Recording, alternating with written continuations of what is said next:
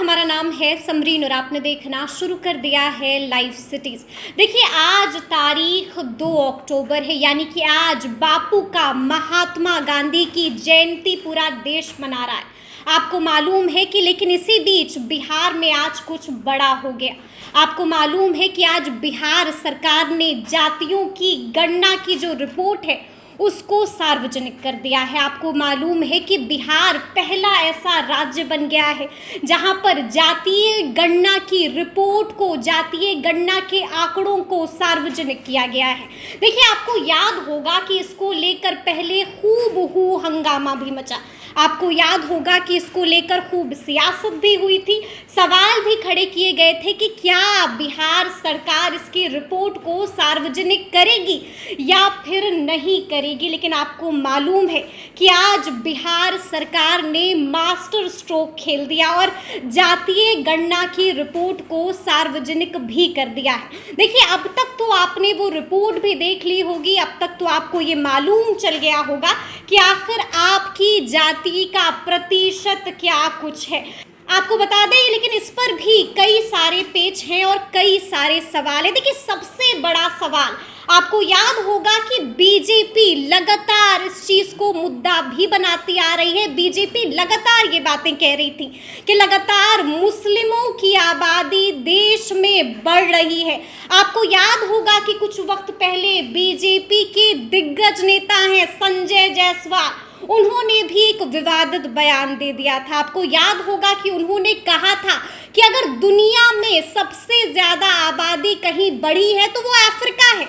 लेकिन अगर आपको याद होगा तो उन्होंने ये भी कहा था कि अगर दुनिया में दूसरे नंबर पर आबादी कहीं सबसे ज़्यादा बढ़ी है तो वो बिहार का किशनगंज है और वो बिहार का अररिया है। आपको याद होगा कि इसको लेकर खूब हंगामा भी हुआ था और इस बात पर, इस मुद्दे पर खूब सियासत भी हुई थी। देखिए, आपको याद होगा कि अमित शाह का भी जब दौरा हुआ था बिहार में, जब गृह मंत्री अमित शाह सीमांचल आए हुए थे तो उस वक्त भी ये मुद्दा खूब गरमाया था और लगातार इस पर सियासत हो रही थी कि मुसलमानों की आबादी खूब बढ़ रही है। लगातार इस पर सियासत हो रही थी कि अब मुसलमानों की जब आबादी बढ़ रही है तो अब क्या होगा। आपको याद होगा कि इसको लेकर जेडीयू ने भी साफ साफ कह दिया था कि बीजेपी सिर्फ लोगों को डराने का काम कर रही है। लेकिन अब आपको हम बता दें कि जब जातीय गणना की रिपोर्ट सार्वजनिक हो गई है तो अब सब कुछ साफ साफ हो गया है कि आखिर किस जाति की प्रतिशत क्या है। सब कुछ साफ हो गया है कि आखिर किस जाति के कितने लोग हैं। लेकिन बड़ा सवाल ये है कि बीजेपी जो दावा कर रही थी उस दावे की हकीकत क्या है, उस दावे की सच्चाई क्या है। तो आज हम इस पूरी रिपोर्ट में आपको उसकी जांच करेंगे, आपको बताएंगे कि बीजेपी ने जो दावा किया है आखिर उस दावे के पीछे की असलियत क्या कुछ है। तो सबसे पहले हम आपको बता देते हैं कि जो जातीय गणना की रिपोर्ट सार्वजनिक हुई है, अगर आप उस पर गौर करेंगे तो आपको पता चलेगा कि अगर हम हिंदुओं की बात करें तो हिंदुओं की जो आबादी रिपोर्ट में दिखाई गई है वो है 81.99%।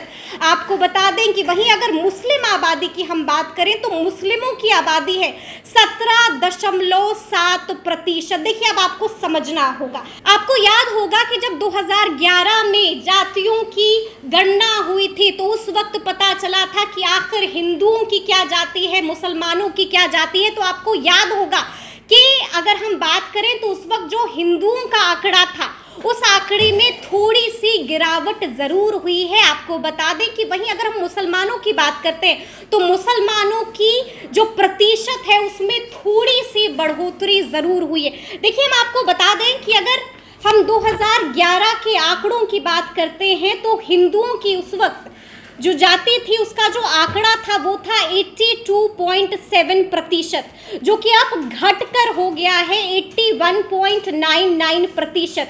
वहीं अगर हम 2011 के मुसलमानों की आबादी की बात करते हैं तो मुसलमानों का जो 2011 में आंकड़ा था वो था 16.9%। आपको बता दें कि अब यही आंकड़ा बढ़कर हो गया है 17.7%। जी हाँ, जैसा कि मैंने आपको पहले ही बताया कि कुछ प्रतिशत से मुसलमानों की आबादी बढ़ी है और वहीं हिंदुओं की आबादी कुछ प्रतिशत से घटी है, यानी कि बीजेपी को अब बड़ा झटका लग गया है। देखिए, मैंने शुरू में ही आपको बताया था कि किस तरह से बीजेपी इसको लेकर लगातार सियासत कर रही थी, लगातार इसको बड़ा मुद्दा भी बना रही थी और ऐसा कहा जा रहा था कि हो सकता है कि 2024 लोकसभा चुनाव के वक्त भी इसको बीजेपी बड़ा मुद्दा बना ले।